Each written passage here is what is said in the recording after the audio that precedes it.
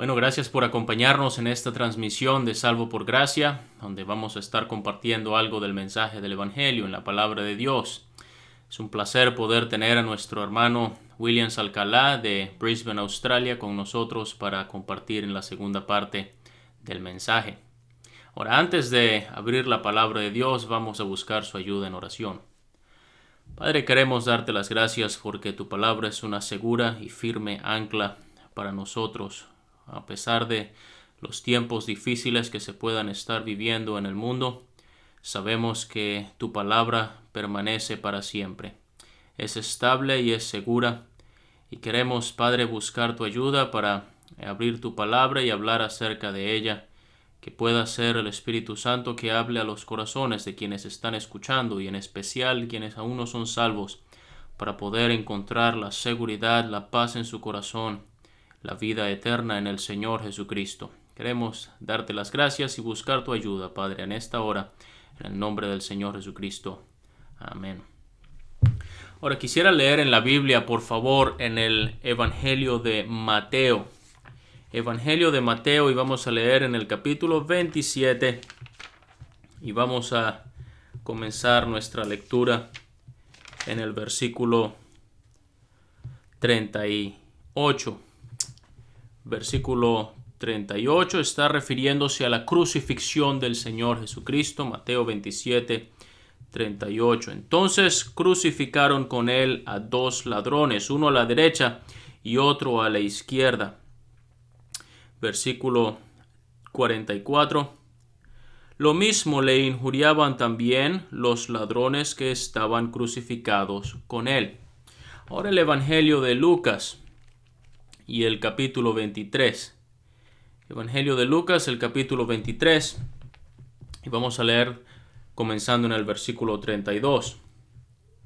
Está narrando los mismos acontecimientos. Dice así la Biblia.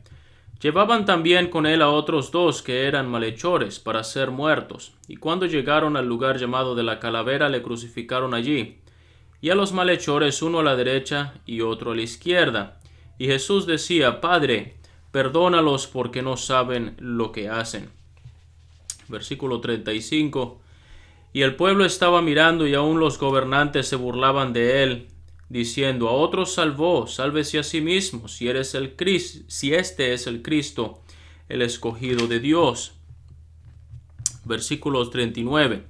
Y uno de los malhechores que estaban colgados le injuriaba, diciendo, si tú eres el Cristo, sálvate a ti mismo y a nosotros. Respondiendo el otro le reprendió, diciendo, ¿ni aún temes tú a Dios estando en la misma condenación?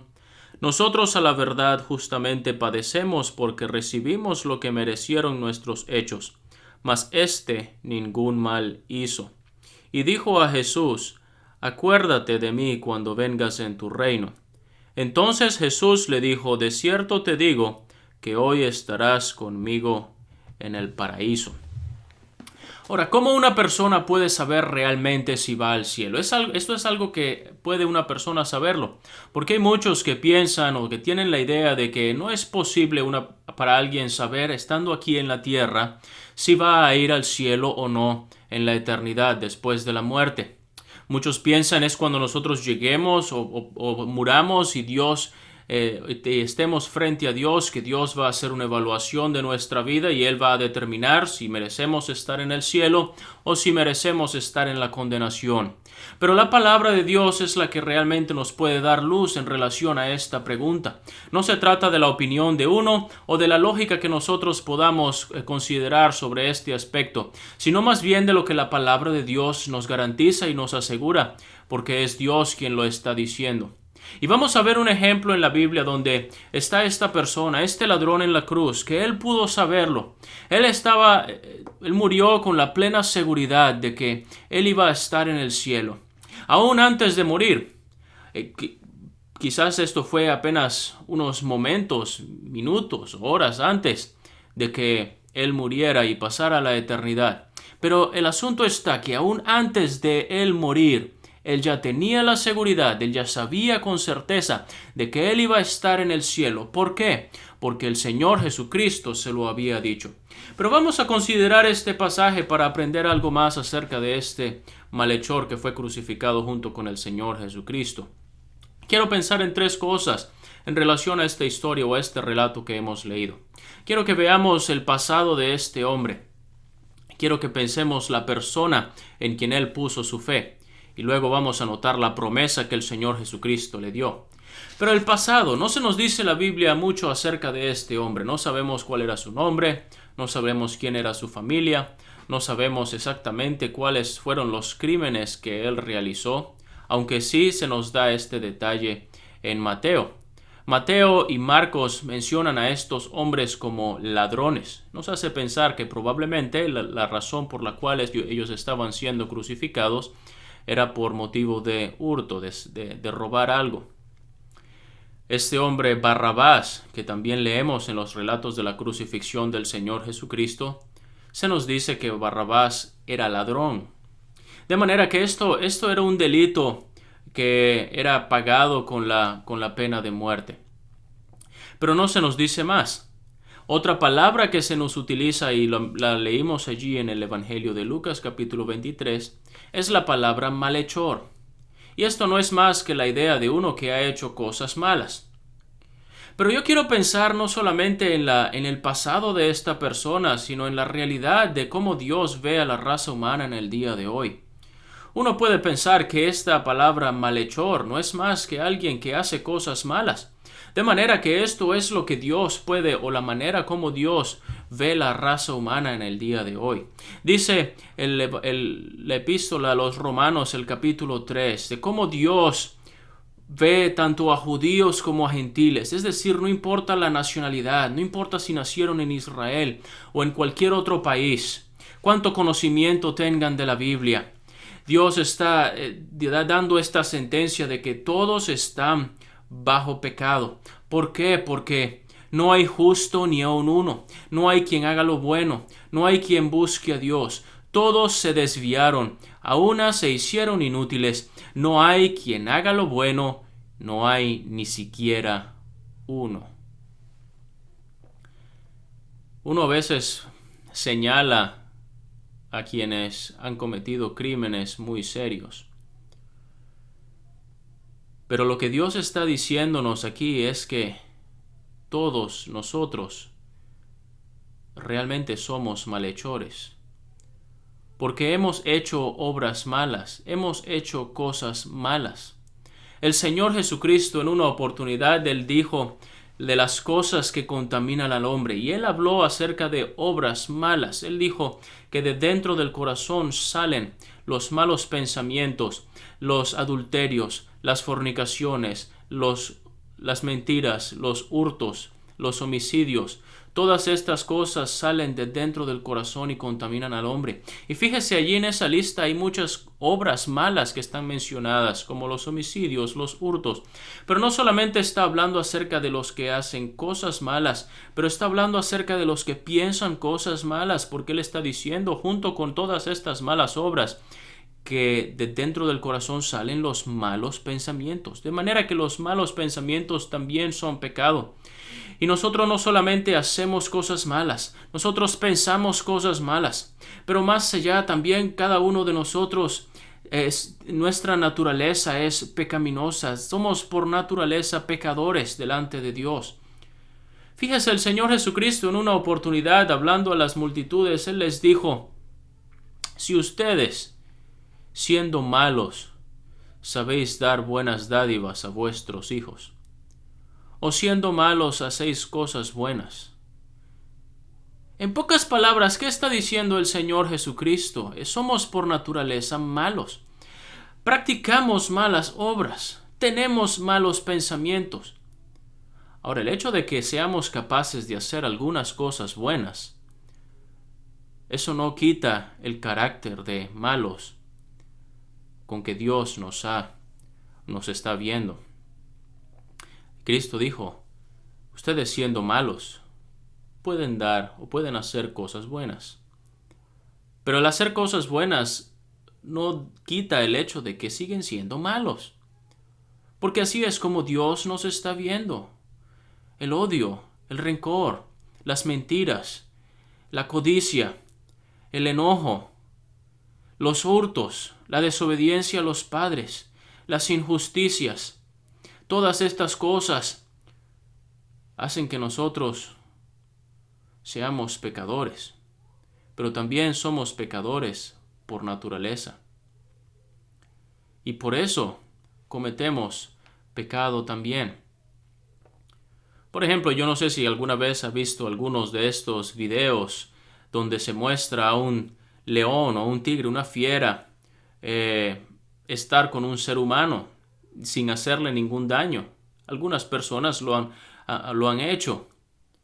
Ahora, el hecho de que esta fiera pueda estar por unos momentos con un ser humano y pueda llevarse bien y no ser violento en esa ocasión, no quiere decir que ese tigre deja de ser tigre. No quiere decir que ese león deja de ser león y que va a ser un animal indefenso y a partir de ese momento ha cambiado completamente su carácter. Aunque uno le pinte las rayas al tigre, el tigre siempre va a seguir siendo tigre. El asunto está en que somos pecadores delante de Dios. Y aunque el ser humano se esfuerza y puede ser que haga cosas buenas y que haga buenas obras, eso no cambia el carácter del ser humano y por eso necesita haber un nuevo nacimiento en la persona. Y por eso queremos hacerle esa pregunta: si ha usted tenido este nuevo nacimiento, el momento en el cual se ha arrepentido de sus pecados y Dios le ha dado una nueva vida, un nuevo corazón.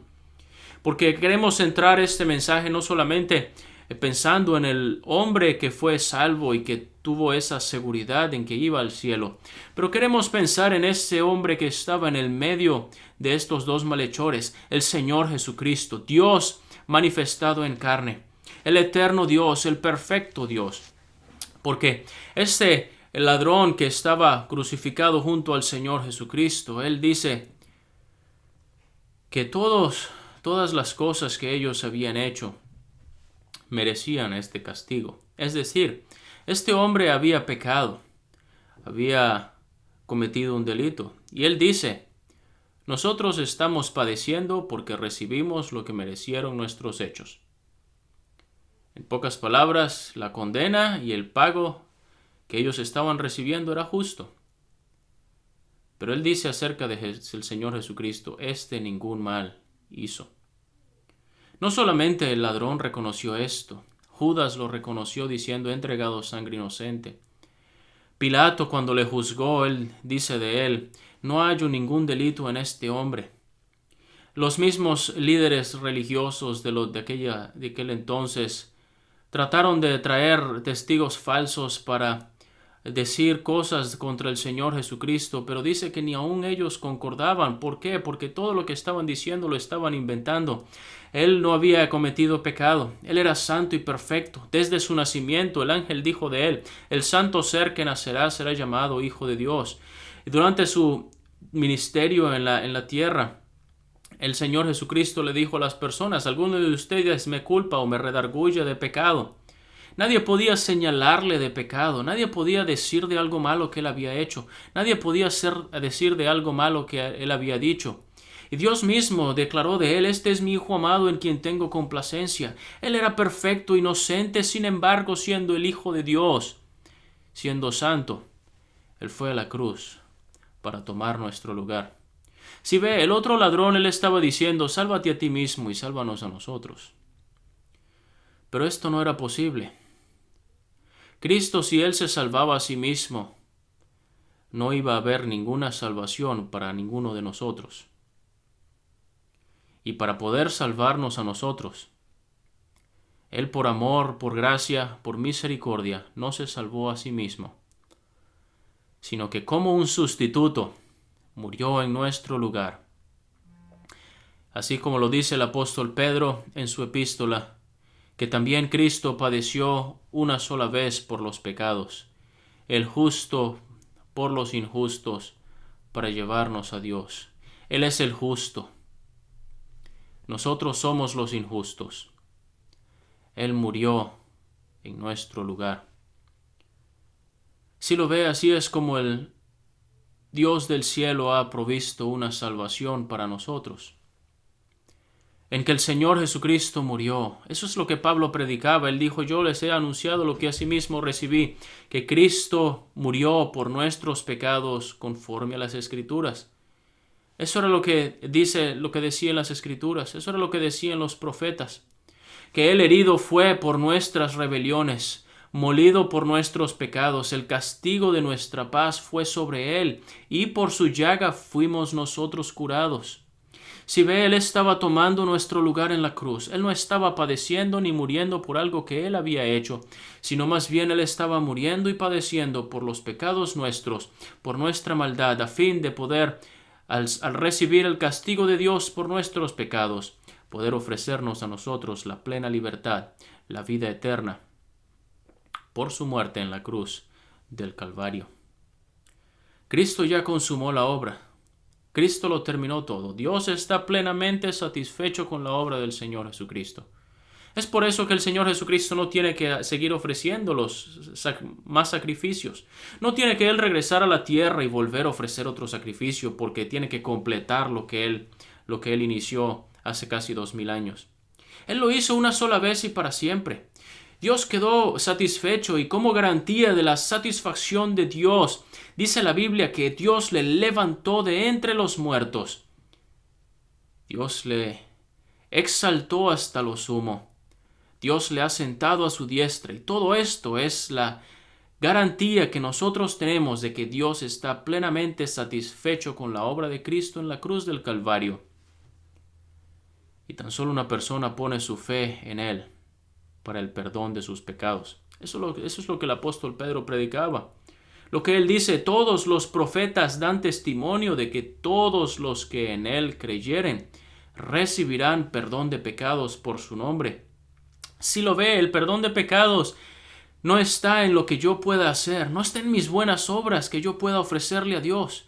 No hay nada que yo le pueda ofrecer a Dios que pueda ser igual, ni por supuesto, ni mucho menos mejor de lo que Cristo ya hizo en la cruz del Calvario por nosotros. Su obra en la cruz es suficiente. Y por eso lo único que la persona tiene que hacer es recibir, apropiarse de ese mensaje, apropiarse de esa obra, recibir a Cristo como Salvador, creer en Él, descansar plenamente en lo que Él hizo en la cruz. ¿Sabe? Muchas personas no quieren reconocer su pecado y que Cristo es el único que les puede salvar, sencillamente por orgullo. Muchos ni siquiera quieren reconocer que son pecadores. Muchos quieren hacerse la idea de pensar: yo puedo hacer algo bueno para ganarme el cielo. Y esto se debe al orgullo que hay en el corazón. Por eso Dios espera el corazón contrito y humillado. Aquel que deja su orgullo, que deja su arrogancia para humillarse delante de Dios, reconociendo: yo no puedo hacer nada. Y Cristo lo hizo todo. Y descansar solamente en su obra. Este hombre en la cruz dejó su orgullo. Y Él dijo: acuérdate de mí cuando vengas en tu reino. Su única esperanza estaba en Cristo. No había obra que Él pudiera hacer. ¿Y cuál es la promesa que el Señor Jesús le da? De cierto te digo que hoy estarás conmigo en el paraíso. Nada más valioso y nada más seguro que las palabras del Señor Jesucristo. Este hombre lo sabía. Él sabía que iba al cielo. ¿Cómo lo sabía? Cristo se lo dijo. Y sabe, mi apreciado oyente, lo que le estamos predicando el día de hoy es que el mismo Cristo que le dio esta promesa a este hombre estando allí en la cruz, es el Cristo que le está dando a usted esta promesa. De cierto te digo, el que oye mi palabra y cree al que me envió, tiene vida eterna y no vendrá a condenación, mas ha pasado de muerte a vida. ¿Puedes encontrar alguna seguridad mayor que la que Cristo puede dar. No la hay. Cristo te da esa seguridad. Cristo puede darle esa confianza de que usted puede ir al cielo, porque no se trata de lo que usted es o de lo que usted hace. Se trata de lo que Cristo hizo en la cruz del Calvario. Y de que si usted descansa en Él, Cristo lo está diciendo, el que cree en mí tiene vida eterna. Así como le dijeron aquellos predicadores al carcelero en el libro de Hechos, cree en el Señor Jesucristo y serás salvo.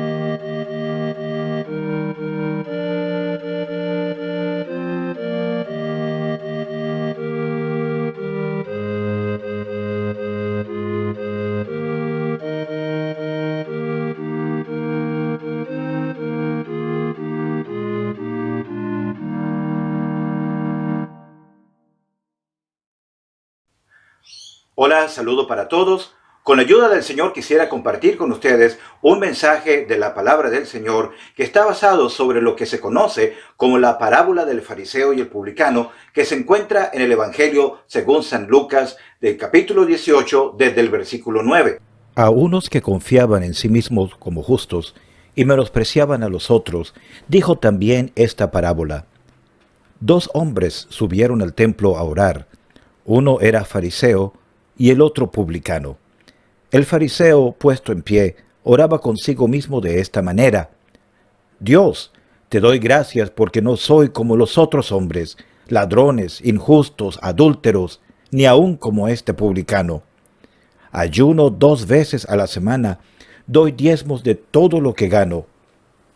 Mas el publicano, estando lejos, no quería ni aun alzar los ojos al cielo, sino que se golpeaba el pecho diciendo: Dios, sé propicio a mí, pecador. Os digo que éste descendió a su casa justificado antes que el otro, porque cualquiera que se enaltece será humillado, y el que se humilla será enaltecido. Voy a dividir el mensaje en 3 partes principales para que sea más fácil para todos entender el mensaje del Evangelio. En primer lugar, quisiera hablar acerca de los personajes que encontramos en esta historia. En segundo lugar, hablar sobre la actitud de cada uno de estos personajes cuando fue a orar al templo. Y en tercer lugar, vamos a ver cuál fue la conclusión, sobre todo lo que el Señor Jesucristo dijo acerca de cada uno de estos 2 personajes. En primer lugar, vamos a ver los personajes de la parábola. Tenemos a uno llamado el fariseo y al otro se le llama el publicano. Como son expresiones que no utilizamos mucho hoy en día, voy a explicarlas brevemente. Fariseo sencillamente se refiere a una persona que pertenecía a la secta religiosa más estricta que había en la tierra de Palestina en aquella época. Los fariseos eran conocidos por ser celosos de la ley, tratar de guardar al máximo todo lo que estaba escrito en el Antiguo Testamento. Y no solamente eso, sino que además añadían cosas extra que no eran parte de lo que decía la ley. Pero ellos trataban de demostrar que eran seguidores muy celosos, aferrados a la palabra de Dios, y eran demasiado estrictos para con todo aquel que no seguía la manera en que ellos estaban andando. Los fariseos creían que eran superiores a todos los demás por cuanto basaban su confianza en la forma como ellos se adherían tan estrictamente a sus preceptos religiosos.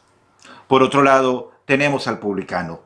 Los publicanos eran un grupo de personas que cobraban impuestos públicos del resto de las personas de su nación, en este caso de la nación de Israel, para darle el dinero de esos impuestos al Imperio Romano. En otras palabras, eran servidores públicos del imperio, pero esto para los demás de la nación de Israel era algo detestable, porque esas personas estaban traicionando a la gente de su misma nación para quitarle dinero para financiar al imperio que los estaba oprimiendo en aquella época.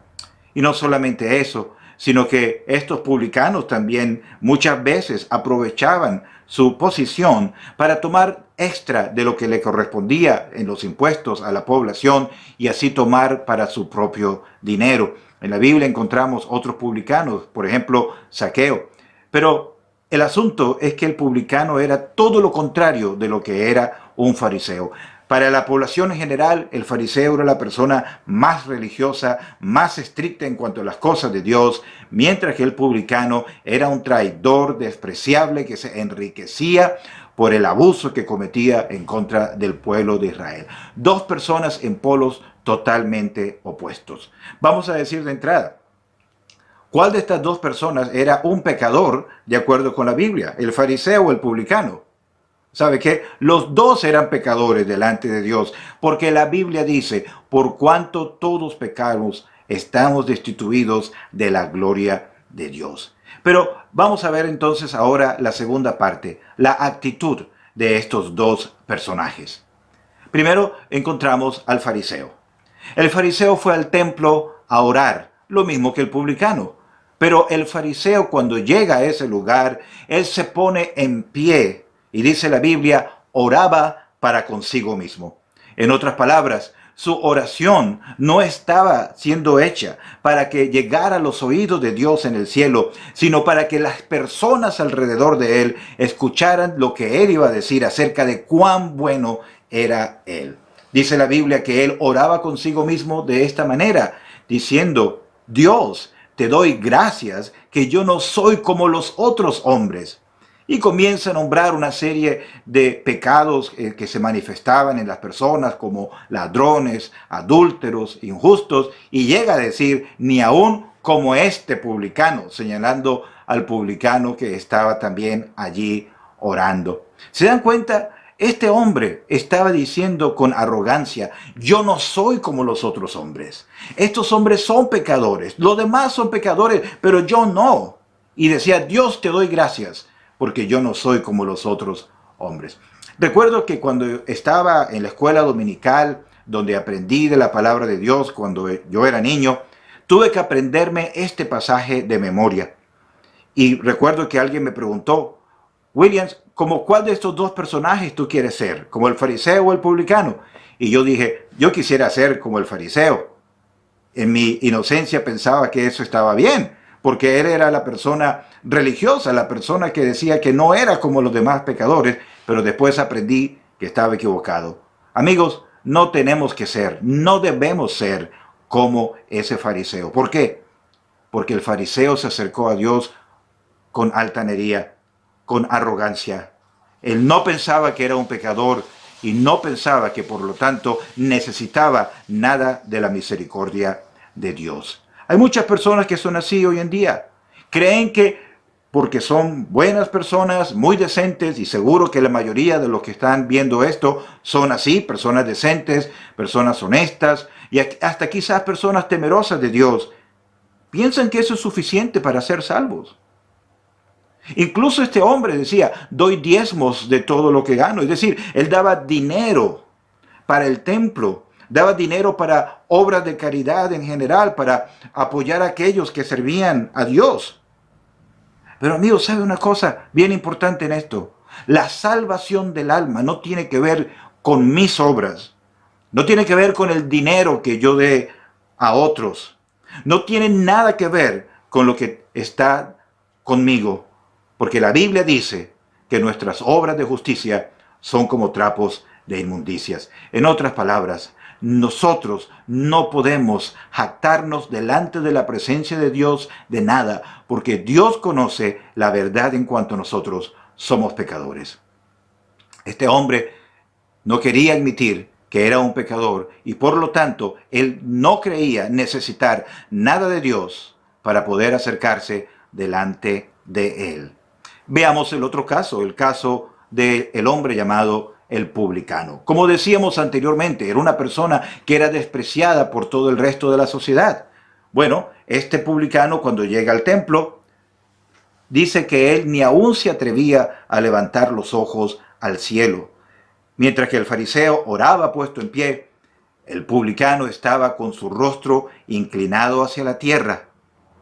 Esto nos habla de una actitud de humillación delante de la presencia de Dios. ¿Qué diferencia tan grande entre estos dos hombres?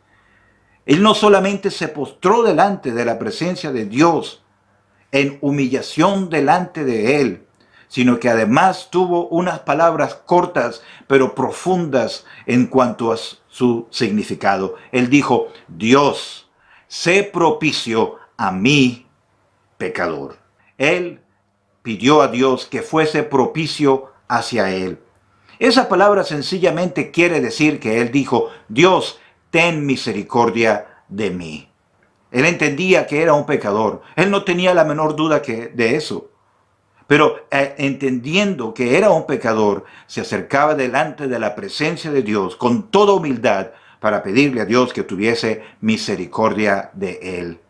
Amigos, esto es lo que Dios espera de cada uno de nosotros, que acudamos ante su presencia, no para decirle lo bueno que somos y mostrarle todas las cosas maravillosas que hemos hecho, sino entender que somos pecadores y necesitamos de la misericordia y de la gracia de Dios para poder ser salvos. ¿Dónde podemos encontrar esa gracia, esa misericordia de la cual estamos hablando? Solamente en la persona del Señor Jesucristo. No hay ningún otro que pueda dar salvación. No hay otro nombre bajo el cielo dado a los hombres por el cual podamos ser salvos, sino solamente en la persona del Señor Jesucristo. ¿Por qué? Porque la Biblia dice que Jesucristo, el Hijo de Dios, dejó la gloria del cielo un día para venir a este mundo lleno de pecado. Tomó un cuerpo como un hombre. Y en ese cuerpo santo, sin pecado, un día él fue a la cruz y allí fue clavado. Y él, por medio de su muerte, satisfizo completamente todas las demandas de la justicia de Dios. Amigo, la Biblia no solamente dice que somos pecadores, sino también dice que nuestro pecado merece ser juzgado, nuestro pecado merece ser condenado. Y la paga del pecado es muerte.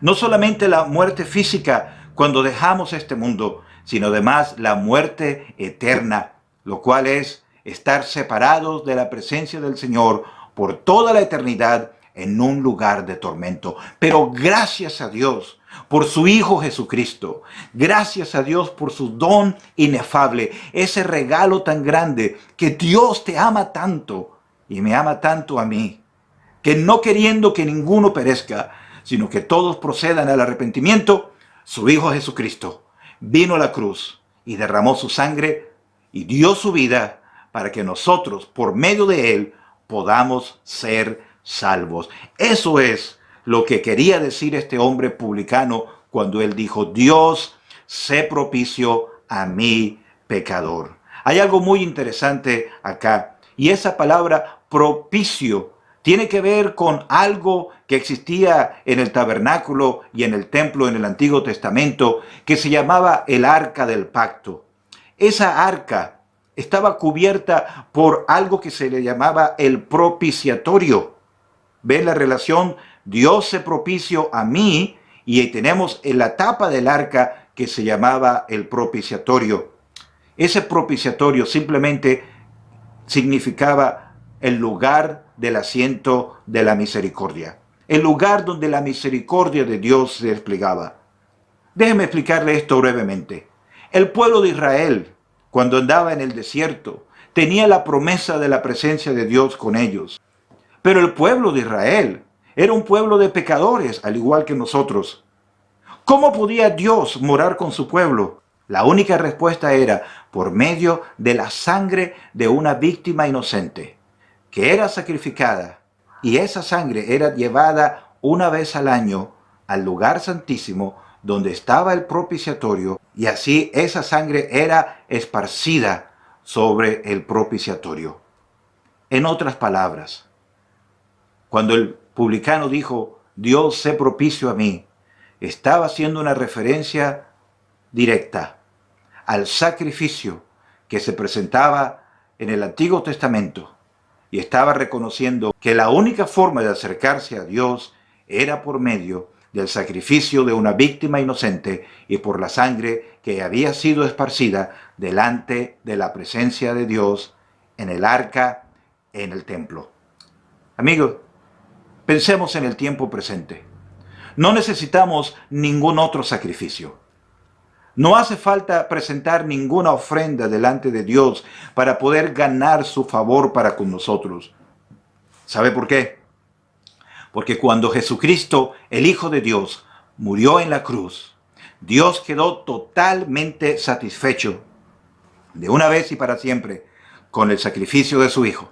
No hay necesidad de más sangre, no hay necesidad de buenas obras, no hay necesidad de ningún otro sacrificio, porque Jesucristo, el Hijo de Dios, dio su vida y derramó su sangre en la cruz para darnos salvación y vida eterna. ¿Qué tenemos que hacer nosotros ahora?